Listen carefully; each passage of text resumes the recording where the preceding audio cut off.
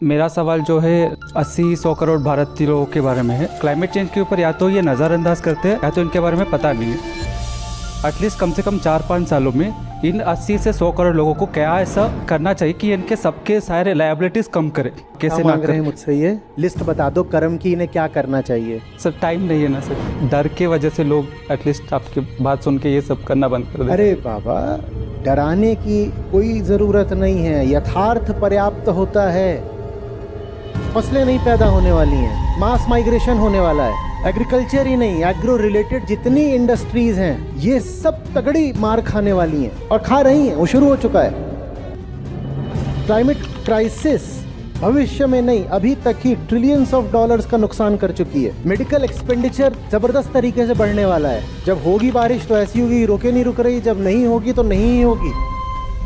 हमारे जो क्रॉप्स के फार्मिंग के पैटर्न्स हैं वो पूरी तरह डिसरप्ट हो जाएंगे। जगहें छोड़नी पड़ेगी। कौन सहारा देगा? कहाँ जाके रुकोगे? किसके देश में रुकोगे? भारत में खाली जगह, खाली जमीन भी नहीं है। और जो आसपास के देश हैं वहाँ हालत हमसे भी खराब होने वाली। इधर पाकिस्तान, इधर बांग्लादेश, कहाँ जाओगे?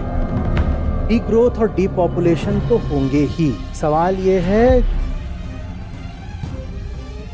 गलत दिशा में अंधाधुंध भाग करके तुमने पूरी पृथ्वी खत्म कर दी।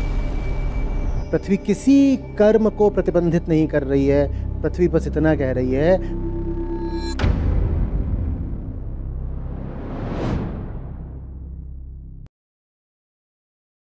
प्रणाम आचार्य जी। मेरा सवाल जो है लगभग 80-100 करोड़ भारतीय लोगों के बारे में है। ये लोग ऐसे हैं जिनको सालाना आय या महीने का आय 25-20 हज़ार से ज़्यादा नहीं होगा। और ये लोग ऐसे हैं क्लाइमेट चेंज के ऊपर या तो ये नज़रअंदाज करते हैं या तो इनके बारे में पता नहीं है। हमें थोड़ा भी बहुत जानते हैं। सोल्यूशन जो है वो आध्यात्मिक ही है, बट हमारे पास इतना समय नहीं है। तो तत्काल में एटलीस्ट कम से कम 4-5 सालों में इन 80 से 100 करोड़ लोगों को क्या ऐसा करना चाहिए कि इनके सबके सारे लायबिलिटीज़ कम करे। लेकिन इनको कैसे इनको पता करे, चाहे वो बच्चा पैदा करना हो, चाहे लोन लेना हो, कुछ भी हो, ये सब चीज़ें वो कैसे मांग रहे हैं मुझसे? ये कर्म बता दो, कर्म लिस्ट बता दो कर्म की, इन्हें क्या करना चाहिए। सर टाइम नहीं है ना सर। जल्दी वो काम है जहां बता दो क्या हो जाएगा। और समझने में तो 15-20 साल लग जाते हैं कि ये चार मीनार नहीं है। चार मीनार गिराना तत्क्षण हो सकता है, कर्म बता दो। समझने में तो 20 साल लगते हैं, समझने में 20 साल लगेंगे ये चार मीनार नहीं है। पर ये चार मीनार है और मैं अब आया हूं गिराने के लिए, और 20 साल भी लगेंगे तो चलेगा। अच्छा, ये बाल इतने जो लंबे हैं, बढ़ाने में कितना समय लगा? बताओ बताओ। 1 साल। 1 साल? कैंची किसके पास है? नीति नीति में कम समय लगता है, जल्दी बताओ। या कर्म में? बताओ। नीति नीति में कम समय लगता है या कर्म में कम समय लगता है? साल भर लगाए हैं बढ़ाने में, और नीति नीति कितनी देर में हो जाएगी? सर मैं ऐसा समझ रहा था कि एटलीस्ट डर के वजह से लोग एटलीस्ट आपके किसी का भी बात सुन के ये सब करना बंद कर दें। अरे बाबा, डराने की कोई ज़रूरत नहीं है। यथार्थ पर्याप्त होता है। जो जी रहा है, जिस स्तर में, जिस वर्ग में जिसकी तुम बात कर रहे हो, उसके लिए भविष्य बहुत बड़ी चीज़ होती है। उसकी हस्ती के केंद्र पर ही कौन बैठा हुआ है? भविष्यमुखी अहंकार। उसको जीवन कुछ नहीं दे रहा होता है। वो जो कर रहा होता है कल के लिए कर रहा होता है। क्यों इतना घटिया तुम जॉब करते हो दिन भर अपने बच्चों के भविष्य की खातिर? ठीक? तू क्यों सड़ी पड़ी रहती है? तू क्या है, ये क्या बना रखा तूने अपनी जिंदगी का? 10 साल बाद फूल खिलेंगे तो बता दो ना उन्हें कि क्या भविष्य है सामने। तुम क्यों बता रहे हो कि क्या करना है? तुम उनको बता दो कि क्या होना है। आप जिस राह पर चल रहे हो, देखिए साहब, ये राह चल रहे हो, ये आपने राह पकड़ रखी है, इस पर आप चल रहे हो। सामने ऐसे है धुंध, तो आपको दिख बस नहीं रहा है राह कहाँ जा रही है, और ऐसे आगे आगे मोड़ हैं तो आपको पता नहीं चलता है राह कहाँ जा रही है। मैं आपको कोई राह दिखाने नहीं आया, मैं आपको आपकी राह से रोकने भी नहीं आया। मैं नहीं कह रहा हूं कि मुड़ जाओ, मैं नहीं कह रहा हूं झुक जाओ। मैं आपके सामने खड़ा हूं और मैं क्या कर रहा हूं? धुंध हटा रहा हूं। बस तुम देख लो कि यही राह, यही जो तुम्हारी कदमों के नीचे कहाँ जा रही है। देखो, जिन बच्चों के लिए तुम कहते हो ये सब कुछ कर रहे हो, ज़्यादा नहीं 10 ही साल बाद उनके लिए क्या है ये देख लो। इसके बाद उन्हें क्या करना है ये उनको देखने दो ना, वो भी चैतन्य प्राणी हैं। सब अपने अपने तल पर देख लेंगे, समझ लेंगे। तुम्हें किसी को निर्देशित करने की जरूरत नहीं रहेगी कर्म के तल पर। अब तुम ऐसा करोगे, तुम ऐसा करोगे, तुम ऐसा करोगे, आधे उधर जाओ, आधे उधर जाओ, बाकी पीछे आओ, ये सब नहीं करना पड़ेगा।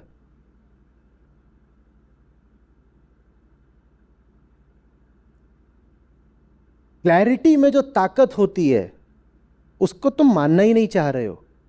तुम्हारे हिसाब से ताकत डिसिप्लिन में होती है, ऑर्गेनाइज्ड एक्शन में होती है, फियर में होती है। अभी तुमने बोला तुम्हें इन सब में ताकत दिखती है, पर बोध में, स्पष्टता में ताकत होती है, नहीं दिखाई देता।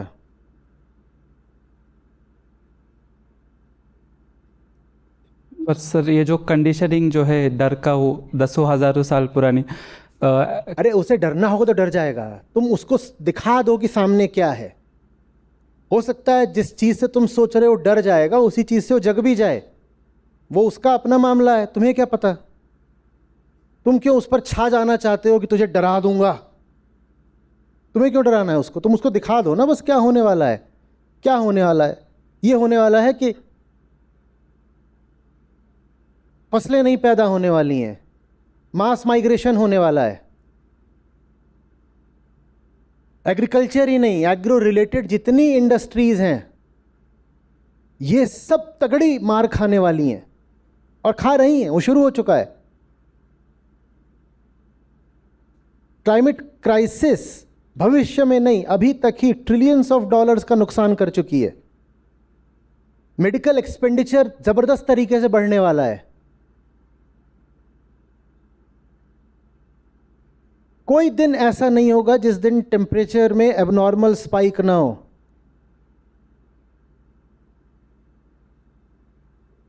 और आप जिस आय वर्ग से आते हो, समाज के जिस वर्ग से आते हो, आपको शायद एयर कंडीशनड वर्क प्लेसेस उपलब्ध भी नहीं है। आप मैन्युफैक्चरिंग में काम कर रहे हो, आप कंस्ट्रक्शन साइट्स पर काम कर रहे हो, आप सड़क किनारे अपनी छोटी सी दुकान या ठेला लगाकर बैठे हो, आप ऑटो चलाते हो, या कि आप फूड डिलीवरी बॉय हो। You are vulnerable to the weather. तुम अंदर क्लाइमेट कंट्रोल में नहीं बैठे हो।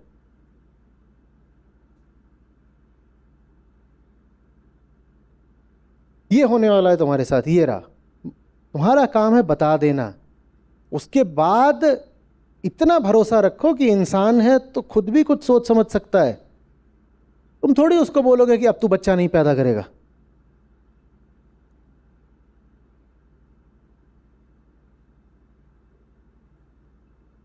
समझ में आ रही है बात? ये जूनोटिक एपिडेमिक्स आने वाले हैं, क्योंकि ये जो वायरसेस होते हैं ये इंसान के शरीर के बाहर सिर्फ केमिकल होते हैं,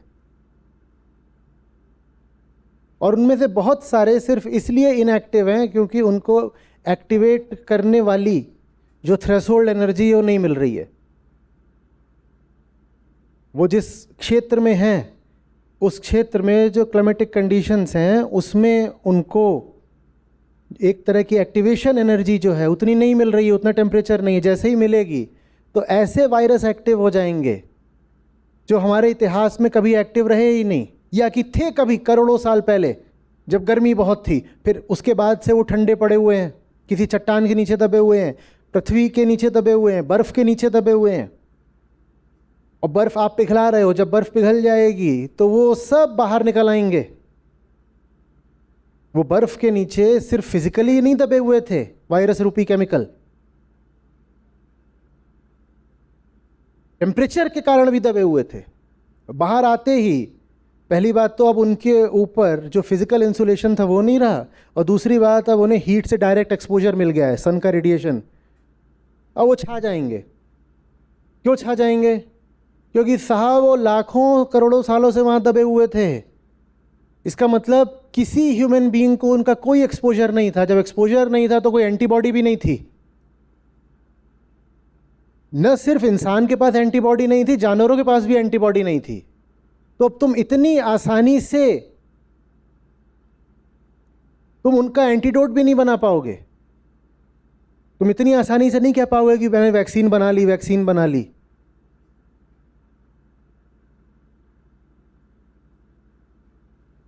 तुम्हारा काम है ये बात सामने रख देना। रखो उसके सामने, वो जाकर के दूसरे से बात करेगा, तुम पर कम यकीन करेगा, दूसरे से पूछेगा, खुद खोजेगा, सर्च करेगा, अखबार पढ़ेगा, बहुत सारी उसको मिस इन्फॉर्मेशन भी मिलेगी। मिस इन्फॉर्मेशन मिलेगी तो उसको ये भी पता चलेगा कि देखो ये किस तरह की हमारी दुनिया है, कि जो सबसे बड़ा प्राणघातक संकट है हम उसको भी गप्पबाजी बना रहे हैं, हम उसको भी डिनाई कर रहे हैं। क्लाइमेट क्राइसिस को होक्स बोल रहे हैं। क्लाइमेट डिनाइलिज्म अपने आप में एक इंडस्ट्री है पूरी।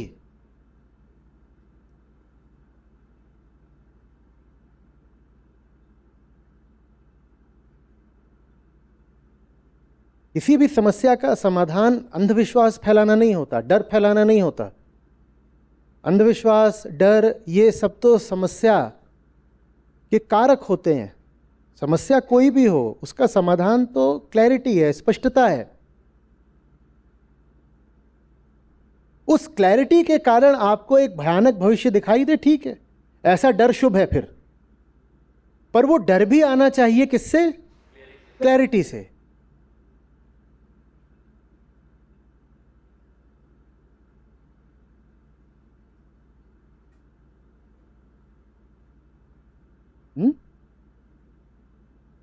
एक्चुअली मुझे ये सवाल क्यों आया कि मैं एक फ़िल्म देख रहा था जहाँ पे विलन था, हीरो था, हीरो के विलन के सामने हीरो कुछ कर देता है और फिर हीरो सीधा विलन को गोली मार देते हैं, तो सस्पेंस में मर।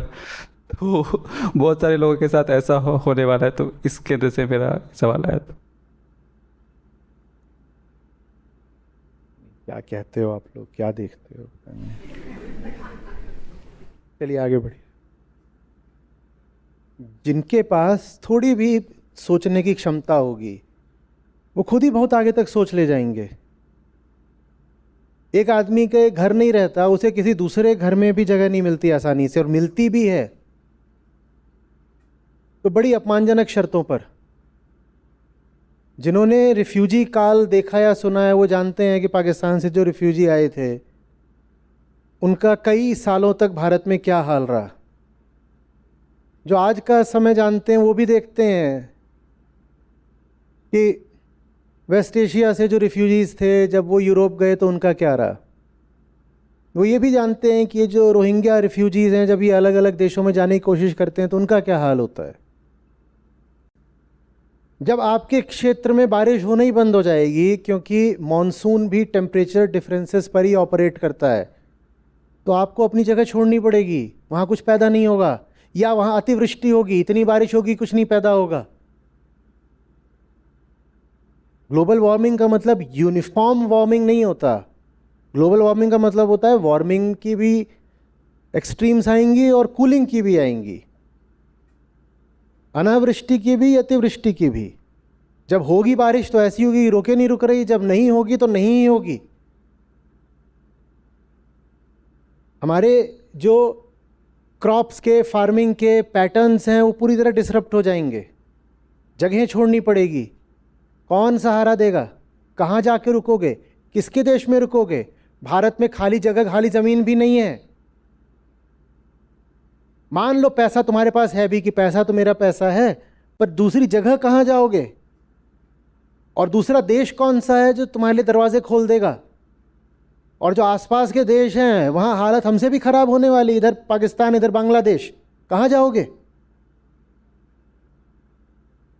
पाकिस्तान में अभी बाढ़ आई थी, फिर सूखा पड़ गया। हालत तो ये भी हो सकती है कि पाकिस्तानी कोशिश करें यहाँ घुसने की, क्योंकि उनकी अपनी पूरी ज़मीन खराब हो गई हो और आसमान से आग बरस रही हो।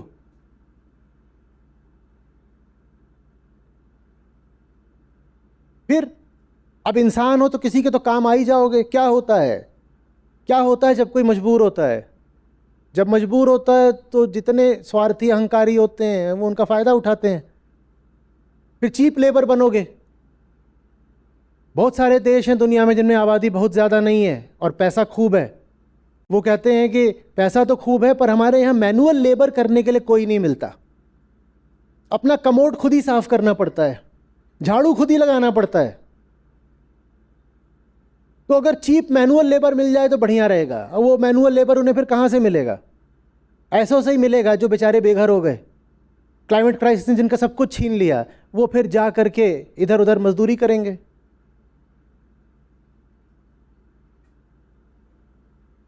बहुत सारे जो अमीर देश हैं वो जो क्लाइमेट क्राइसिस को गंभीरता से नहीं ले रहे हैं, है उनकी भी मूर्खता, मरेंगे वो भी। पर जो उनके मूर्खतापूर्ण तर्क होते हैं, जानते हो ना किस तरीके के होते हैं? हमारे बहुत सारे एरिया में बर्फ पड़ी हुई है, आइस शीट है। क्लाइमेट चेंज जब होगा तो ये आइस पिघल जाएगी तो ग्रीनरी आ जाएगी, फिर हम वहाँ खेती करेंगे। ये है। हम पे क्या असर पड़ना है? हम तो ठंडे देश हैं, हम तो ठंडे देश हैं। हमारे लिए तो वार्मिंग अच्छी बात है। जो हमारा ऑयल इंपोर्ट बिल होता है, वहाँ बहुत सारा ऑयल सिर्फ इसलिए इंपोर्ट किया जाता है कि जलाया जाएगा हीटिंग के लिए। हमारा ऑयल इंपोर्ट बिल कम हो जाएगा। इन्हें ये नहीं पता है कि क्लाइमेट चेंज ग्लोबल वार्मिंग नहीं है। एक अभी इफेक्ट चल रहा है, आप उसके बारे में पढ़िएगा। एक करंट है जो गर्म रखती है और ओपन रखती है यूरोप के कई पोर्ट्स को। क्लाइमेट चेंज के कारण वो जो करंट है वो कमज़ोर हुई जा रही है, वीक हुई जा रही है। तो होगी तो ग्लोबल वार्मिंग और ये जगह बर्फ से ढक जाएंगी। और क्लाइमेट चेंज भी इक्वली नहीं होता है पूरी दुनिया में। उदाहरण के लिए आर्कटिक में 3-4 गुना ज़्यादा है बाकी दुनिया की अपेक्षा। इसका मतलब क्या है? इसका मतलब ये है कि समुद्र का तल उठेगा। आर्कटिक के पर ज़्यादा तापमान होना,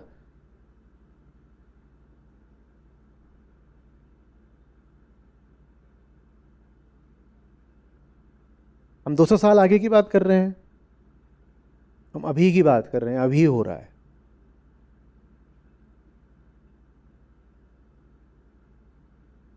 ज्ञान पर्याप्त है। जब आप कहते हो ज्ञान भर से नहीं होगा, लोगों को डरा कर होगा, तो आप ज्ञान का अपमान कर रहे हो।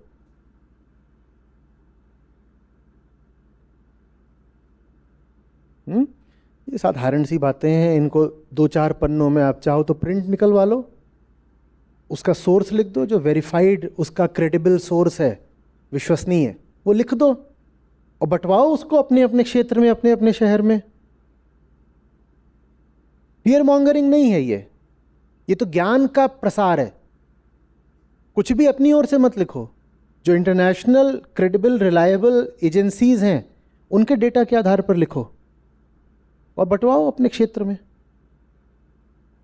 या आपके जो वर्चुअल ग्रुप्स हों, व्हाट्सएप पर, फेसबुक पर, जहाँ कहीं भी जाओ, वहाँ पर ये सारी सूचना जो है वो आगे बढ़ाओ।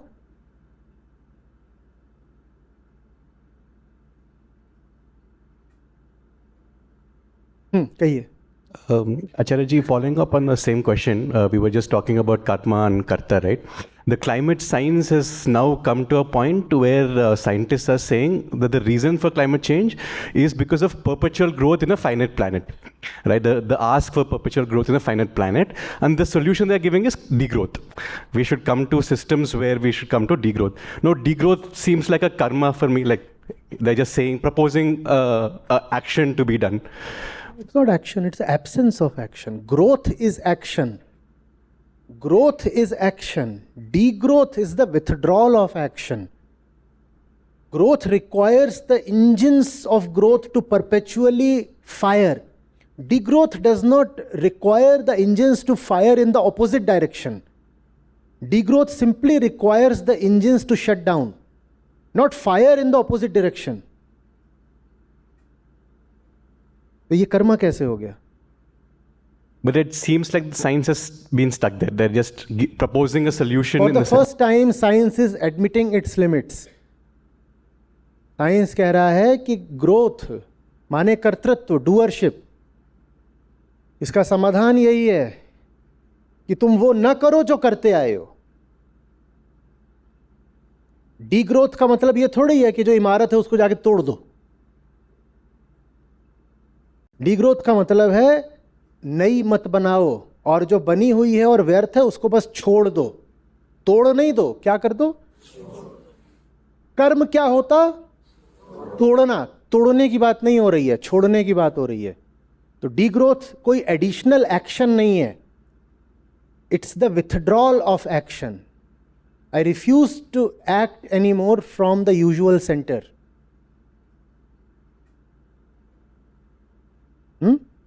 ये वैसी सी बात है जैसे डिपॉपुलेशन।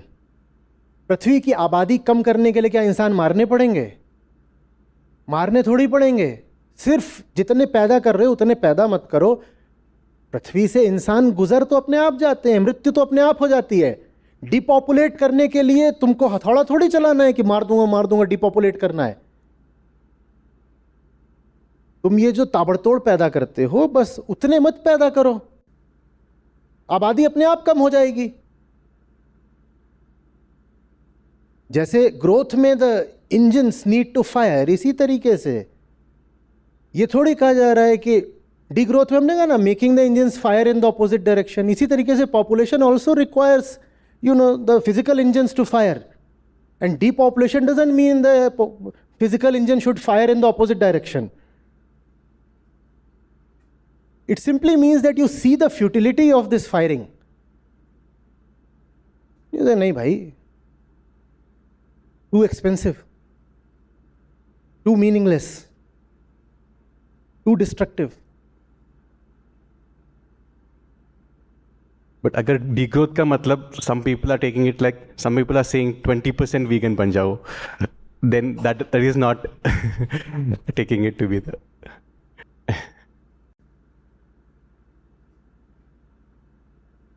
nothing to say. वैसे ही है जैसे 20% ब्रह्मचारी।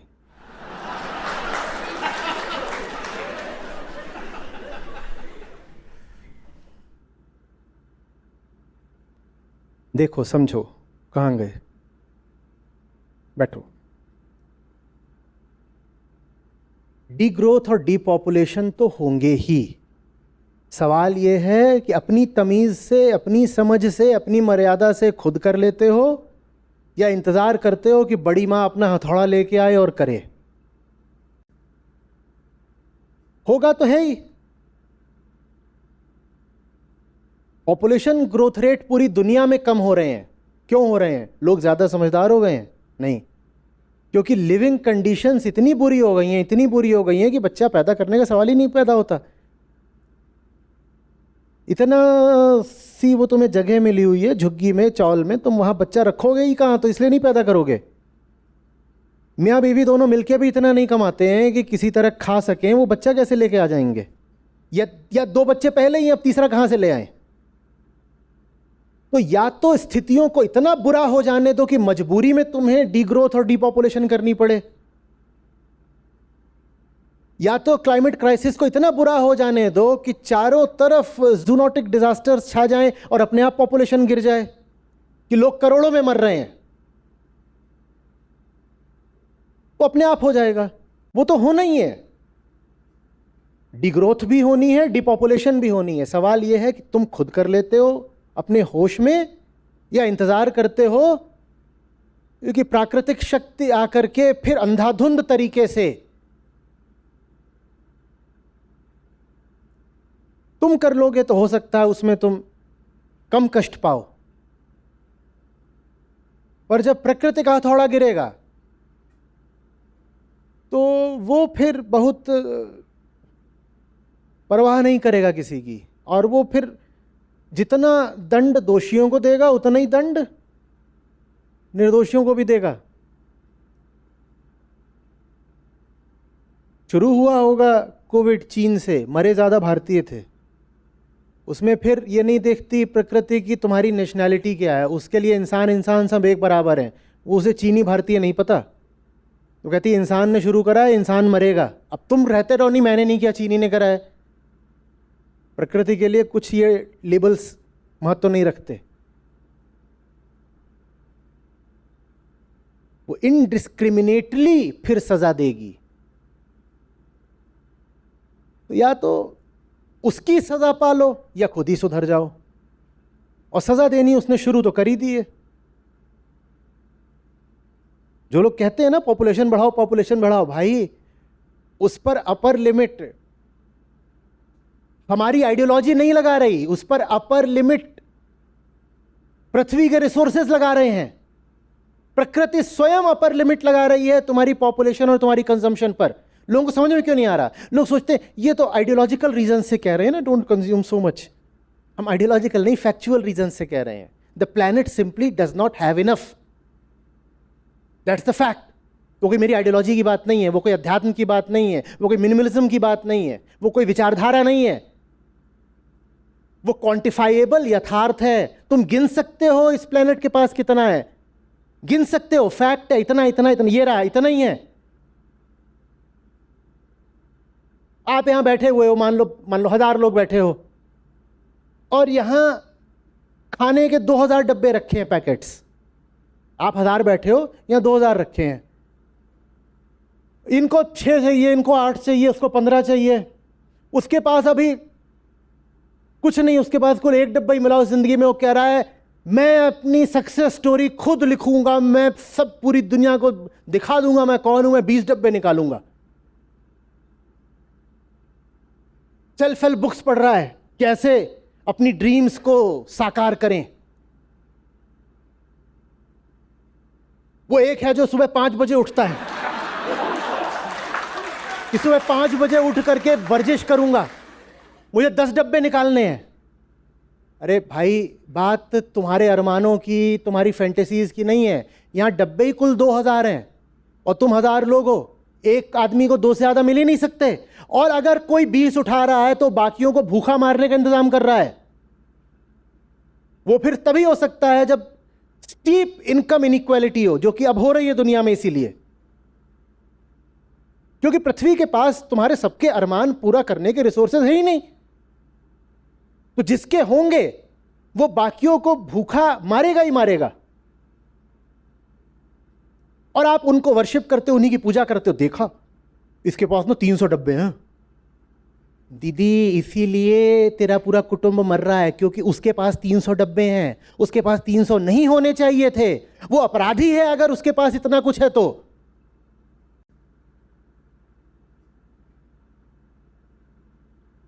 The finite planet cannot support infinite desires.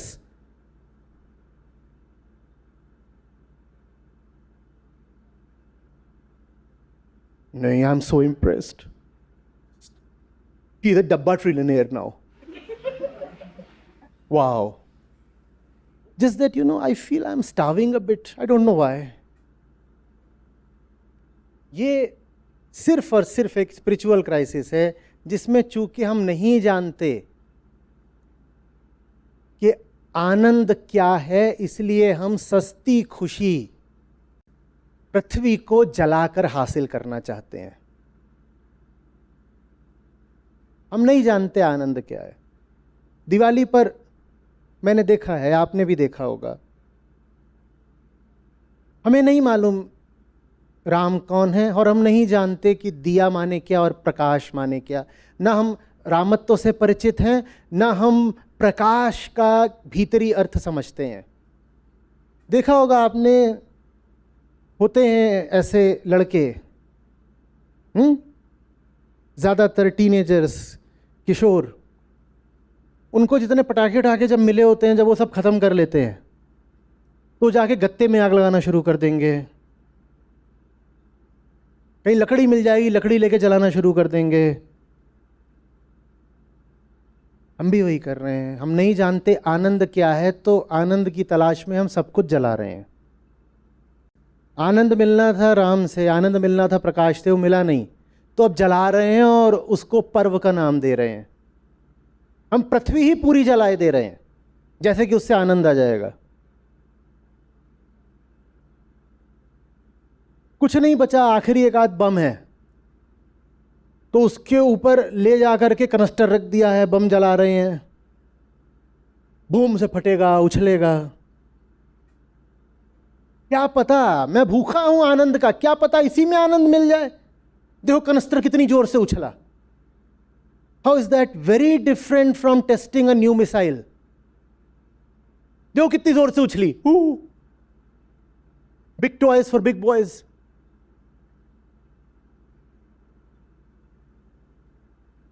Please tell me how is that very different. वो भी यही कर रहा है, नीचे से बम फोड़ करके कनस्तर उछाल रहा है, और जो बिग बॉयज हैं aggregated in the form of big Nations, ये भी तो वही कर रहे हैं, नीचे से बम फोड़ के कनस्तर उछाल दिया, लेटेस्ट आईसीबीएम। क्यों? क्योंकि आनंद क्या है पता नहीं। हम नहीं जानते कि एक किताब कितना आनंद दे सकती है। हम नहीं जानते कि सुंदर अच्छी संगति क्या आनंद दे सकती है। हम नहीं जानते संगीत क्या आनंद दे सकता है। हम नहीं जानते कि चुपचाप अकेले बैठना क्या आनंद दे सकता है। तो फिर हम आनंद के लिए क्या करते हैं? हम कंज्यूम करते हैं, क्योंकि हमें और कोई आनंद पता ही नहीं है।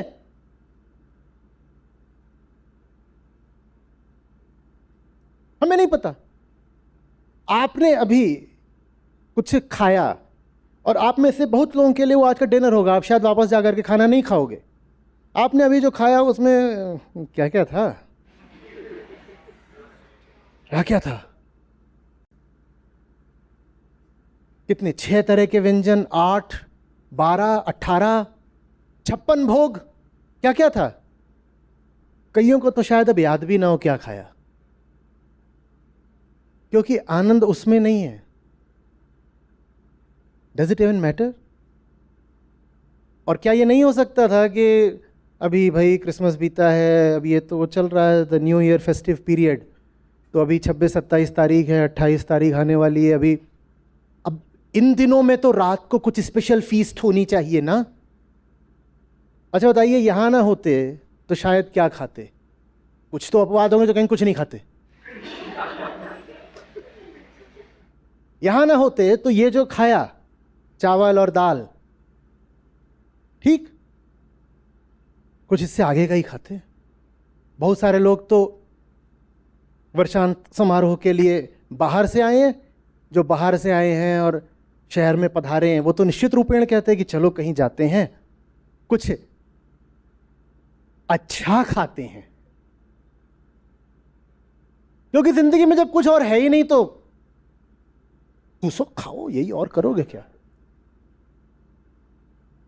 आदमी वो जानवर है जो अपनी सब इंद्रियों को हर दिशा से ठूस रहा है और तब भी भूखा मर रहा है। जानवर के पास एक मुंह होता है, हमारे पास 10 मुंह हैं, और सब में हम ठूसे जा रहे हैं जो कुछ भी ठूस सकता है, और तब भी भूखे मर रहे हैं। क्योंकि हमें जो चाहिए वो इनके माध्यम से नहीं मिलेगा। कंजम्पशन मिल सकता है इनके माध्यम से, भोग का चैनल, साधन हो सकती हैं इंद्रियां। चाहते हो आनंद और उसके लिए जलाते हो ईंधन। ईंधन जलाने से तो नहीं मिलेगा, जंगल काटने से तो नहीं मिलेगा, और ज्यादा केमिकल्स नदियों में बहाने से तो नहीं मिलेगा, और ज्यादा मांस खाने से तो नहीं मिलेगा। जिंदगी बर्बाद है वीकेंड पर, वीकेंड नहीं, ईयर एंड पर जाकर के कहीं मालदीव में वेकेशन मना रहे, उससे तो कुछ नहीं मिलेगा। कि मिलेगा?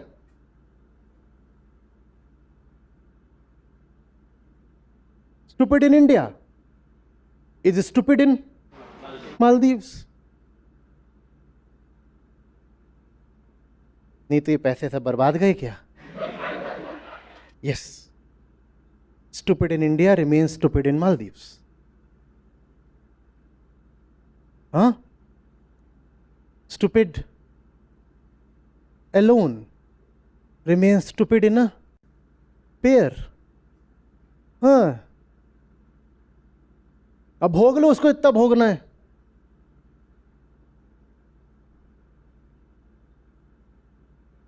तुम जैसे रूखे सूखे और रिक्त पहले थे वैसे ही बाद में भी रहोगे, लेकिन गलत दिशा में उम्मीद लगा करके, गलत दिशा में अंधाधुंध भाग करके तुमने पूरी पृथ्वी खत्म कर दी। और पृथ्वी भोग पर कोई पाबंदी नहीं लगाती है। वास्तव में देखो तो प्रकृति में भी भोग का लगातार काम चल रहा है, लगातार चल रहा है। कोई प्राणी नहीं है जो खाता ना हो, कोई प्राणी नहीं है जो अपने वातावरण को और पर्यावरण को अपने हिसाब से थोड़ा बदलता ना हो। कोई प्राणी नहीं है जो अपना मल इसी ग्रह पर न त्यागता हो। सब होता है, लेकिन उनके पास भोगने वाला अहंकार नहीं है। भोग में भी बुराई नहीं है, क्योंकि भोग भी कर्म ही है। जब कोई कर्म निश्चित अच्छा या निश्चित बुरा नहीं होता तो भोग भी निश्चित अच्छा निश्चित बुरा नहीं। समस्या यह है कि भोगने वाला कौन है। यदि प्रकृति ही प्रकृति को भोग रही है तो चलेगा, वो सदियों से चल रहा है, उसमें कोई समस्या नहीं हो जाती। चिड़िया भी भोगती है, चिड़िया भी साधारण सी छोटी सी नन्ही गौरैया, वो भी भोगती है, कुछ नहीं हो जाता, कोई समस्या नहीं। एक पौधा लगा होता है, वो भी तो क्या कर रहा है, वो हवा ले रहा है, वो धूप ले रहा है, उसमें भी कई तरीके के जब बैक्टीरिया हैं वो सब संगत कर रहे हैं, तब जा करके वो फल फूल रहा है, मिट्टी ले रहा है, पानी सब कुछ है। क्या पेड़ मिट्टी से पानी नहीं लेता? और हम भी तो लेते हैं, पर हम क्या करते हैं, हम पेड़ की तरह नहीं लेते,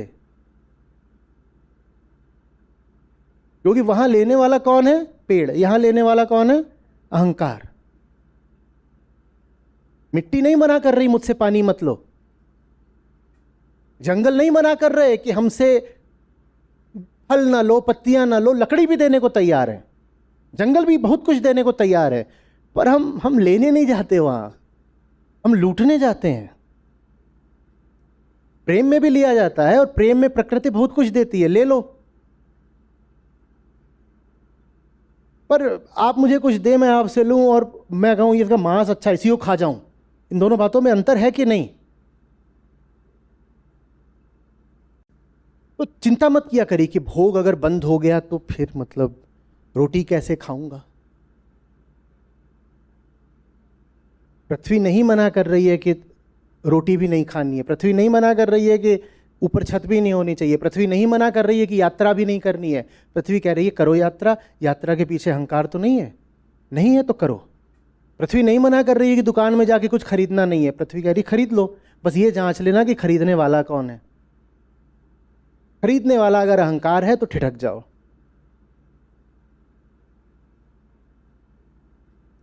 पृथ्वी नहीं कह रही है कि चश्मा टूट गया तो चश्मा नहीं लाना है नया।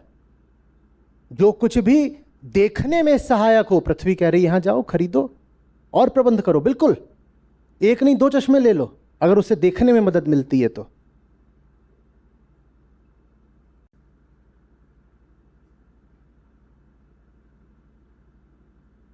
कहिए। और हाँ, एक बात और पृथ्वी ये भी नहीं कह रही है कि जोड़े मत बनाओ, स्त्री पुरुष दूर दूर रहें, संतान मत पैदा करो। पृथ्वी ये सब नहीं कह रही है। आप जोड़ा बनाओ, पृथ्वी को कोई समस्या नहीं है। आप सेक्स करो, पृथ्वी को कोई समस्या नहीं है। आप प्रेग्नेंट हो जाओ, बच्चे पैदा करो, पृथ्वी उसमें ही मना नहीं कर रही है। पृथ्वी किसी कर्म को प्रतिबंधित नहीं कर रही है। पृथ्वी बस इतना कह रही है, मेरे बच्चे, मेरे लाडले, तेरा होश कहाँ है? होश में रह के तुम्हें जो करना है करो। बेहोशी में बहक करके क्यों सब जगह आग लगा रहे हो? बस ये है। आपको खुशी होगी इस नाते जो हमारी अपनी ऐप है जिसमें हमारे गीता और बाकी सब कार्यक्रम चलते हैं। यहाँ पर बुद्ध हैं, गीता है, उपनिषद हैं, अष्टावक्र हैं। ये मुझे मिले, मेरी ज़िंदगी बदली, ये तुम्हें मिलेंगे, तुम्हारी ज़िंदगी भी बदलेगी। सच पूछिए तो मतलब लाखों नहीं तो कम से कम हज़ारों ज़िंदगियाँ तो हैं जो बिल्कुल बदली हैं। 2 लाख से अधिक गीता प्रतिभागियों के साथ जुड़े आचार्य प्रशांत ऐप पर। पहला महीना बिल्कुल फ्री, गीता मिशन का पूरा एक्सेस। ऐप पर आपको मिलेंगे नियमित लाइव सत्र, हर दिन आचार्य प्रशांत के विशेष संवाद, गीता कम्युनिटी का एक्सेस, गीता परीक्षा, चयनित समाचार, ऑडियो बुक्स, कोट्स और भी बहुत कुछ। गूगल प्ले स्टोर या एप्पल ऐप स्टोर पर आचार्य प्रशांत सर्च करें और अभी डाउनलोड करें।